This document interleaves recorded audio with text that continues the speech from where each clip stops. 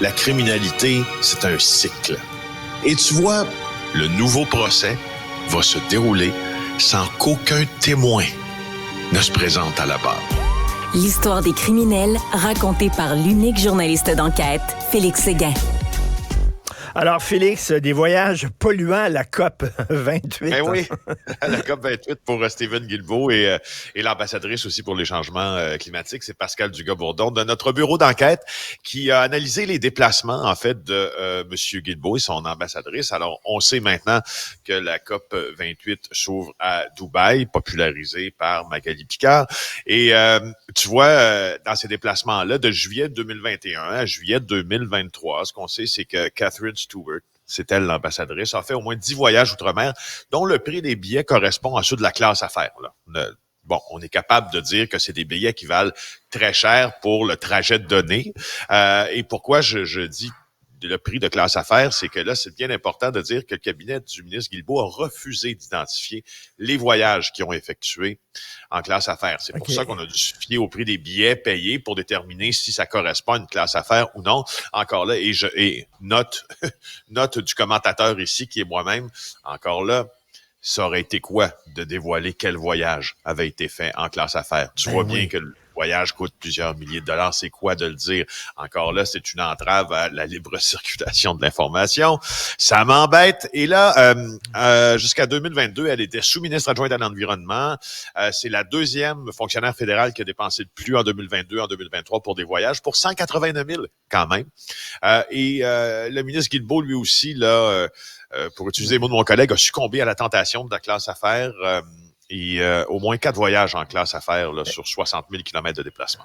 Écoute, je me fais l'avocat du diable pour les fins de la discussion. Tu t'en vas dans une rencontre internationale, il faut que tu vois tes documents, il faut que tu vérifies des trucs, tout ça. Tu as besoin, tu peux pas être en classe économique là, avec tes documents sur les genoux, puis tout ça. Tu as besoin d'un environnement de bureau avec ton ordinateur, puis tout ça, parce que tu t'en vas prononcer une conférence, tu t'en vas négocier des choses avec tes vis-à-vis internationaux. Il faut que tu te prépares. Tu n'es pas en train de regarder un film sur Netflix dans l'avion. Là. Bon, puis tu sais, il faut dire, pour moi-même mettre du contexte autour de cette nouvelle-là, M. Guilbeault, tant M. Guilbeault que son ambassadrice sont autorisés à faire ce type de déplacement.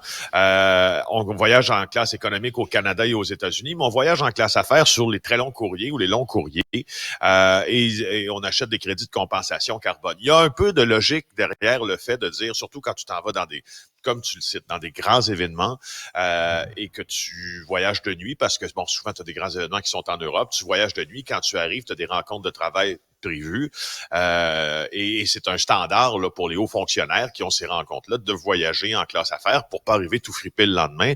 Je pense que là, il y a quelque chose qu'on peut comprendre.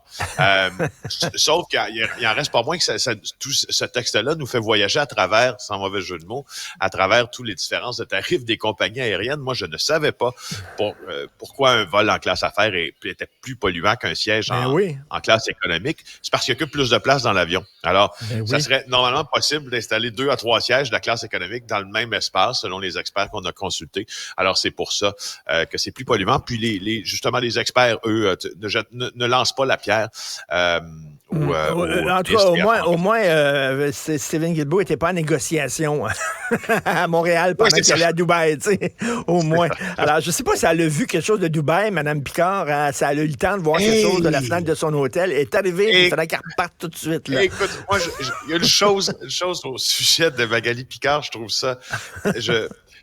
c'est bien sûr, je suis bien prêt à me ranger derrière les commentateurs qui disent que c'est au minimum malhabile d'avoir fait ça, puis c'est un message assez syndiqué qui est sûrement mal perçu, puis dans le contexte, c'est un mauvais pas du côté syndical et du Front commun, mais si je prends la chose de manière bien objective, ça fait beaucoup, beaucoup de kilomètres dans les airs, et elle doit être fatiguée, elle a dû rentrer fourbue, fatiguée, et etc. Écoute, Dubaï, Montréal, là, c'est plusieurs heures d'avion, là. Et non, c'était pas, mettons, c'était pas la meilleure idée du siècle. Ça fait une couple de jours que tu me parles des gangs de rue à Québec. Il y avait des incendies à Québec et là, ça serait eux autres les responsables, eux autres qui les ont allumés, quoi. C'est en lien avec la guerre des gangs et je t'en parle depuis le début de la semaine et j'ai l'impression que je vais t'en parler aussi pour les prochains mois tellement cet événement-là, cette particularité régionale à Québec va faire parler d'elle. Les 2 incendies suspects, je t'en ai parlé hier, là, en un quart d'heure, il y a eu 2 incendies dans Limoilou puis dans Vanier et ça découle clairement de ce nouveau conflit entre les Hells Angels, leur groupe aligné et les gangs de rue dans la région de la capitale nationale. Ce qu'on sait sur ces incendies-là, c'est que pour il a été allumé dans un endroit où des gens qui sont en lien avec les gangs de rue ont fait des enregistrements de chansons. Dans un autre endroit, ce qu'on sait, c'est que la boutique de sérigraphie qui a été visée aurait probablement dans le passé imprimé des chandails à l'effigie de certains groupes rap. Il y a certains groupes rap anciennement, surtout dans la vieille capitale, qui étaient fortement criminalisés, des gens qui ont des lourds dossiers criminels. Puis, aussi, cette même boutique de sérigraphie aurait imprimé récemment, selon des sources policières qui ne sont pas autorisées à parler aux médias, des chandails à l'effigie des clubs de motards, des Hells Angels ou de leur club école.